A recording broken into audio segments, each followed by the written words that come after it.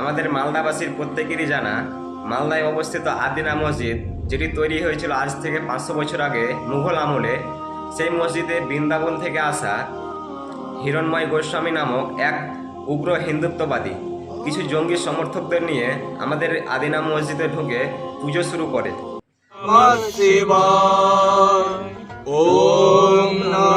পশ্চিমবঙ্গের মালদা মুসলিম অধ্যুষিত জেলা।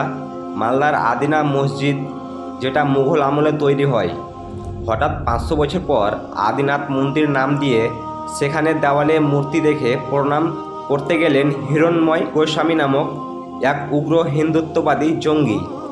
তিনি বৃন্দাবন থেকে এসে হঠাৎ কিছু জঙ্গি সমর্থক নিয়ে সেখানে পূজার অর্চনা শুরু করে। এর ফলে ওখানে কিছু পুলিশ বাধা দিলে তাদেরকে হুমকি দিতে থাকে। প্রায় 48 ঘন্টা পার হয়ে গিয়েছে। পুলিশ, মন্ত্রী, প্রশাসন ও রাজ্য সরকার কি করছে? এই উগ্রবাদী হিন্দুত্ববাদী নেতাকে অ্যারেস্ট করে উপযুক্ত শিক্ষা দেওয়ার অনুরোধ জানাচ্ছি, ভবিষ্যতে যাতে এমন কেউ করার সাহস না পায়। আর যদি না করে তাহলে ভাববো সব কিছু রাজ্য কেন্দ্রের প্ল্যান অনুযায়ী হচ্ছে।